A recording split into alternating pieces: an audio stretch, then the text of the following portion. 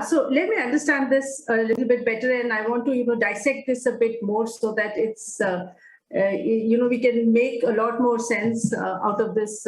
There's a lot of complex things that you just talked about. You talked about it in simple terms, but it's going to be very complex, right? And it will take a while for this to come together. So today, when we talk about connected systems, today, in several aspects, this world is, as you said, it is very connected, right? As in several ways, and technology is a big enabler for that. As we move to space, to different planets, maybe we have a base on Moon and a base on Mars, we will extend this connectedness to become a more connected society over a period of time across these locations. So that's a great thought, and I think that sort of falls in line with what you talked about in terms of the technological waves that come and how things really proceed. I have a contrary question to this, slightly different concern, if I may say. If you look at planet Earth right now, we have connectedness and we have disparity. It's all coexisting. So there is connectedness.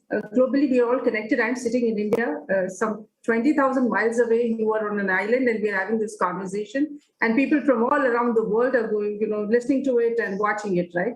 So I think that's the connectedness aspect of it. Yet we have boundaries across nations, and we have areas of conflict, and areas which are more peaceful and areas which are not peaceful.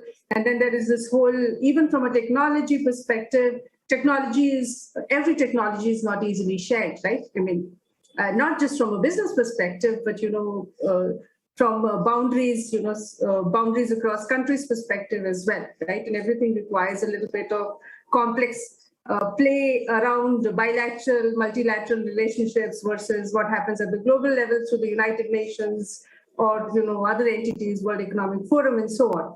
Now, when we take this to the next level, where we are talking about what's not just on Earth, but include Moon and the Mars, how is that going to play out, right? Given the history that we have as human beings, right? And while we move forward towards connectedness, we also create more divisions. So, how do you think that's going to play out? Well, and the funny thing is, if you look at these 7 waves and how they repeat themselves in every level of our universe, what you see is it doesn't matter what you put together, if it's cells or atoms or molecules, if they start to collaborate on a larger scale, they encounter the same kind of problems. And they solve the problems in the same kind of way. Mm-hmm. So what I think is if we move to other planets, we will encounter the same kind of problems that we had in our earliest civilizations. So we started as small remote villages. And we started to create routes to have trade and to share food and all these kind of things. And these things will repeat themselves, but then on a planetary scale. So the problems are exponentially bigger and exponentially more distant or exponentially more expensive. But we will encounter the same kind of problems.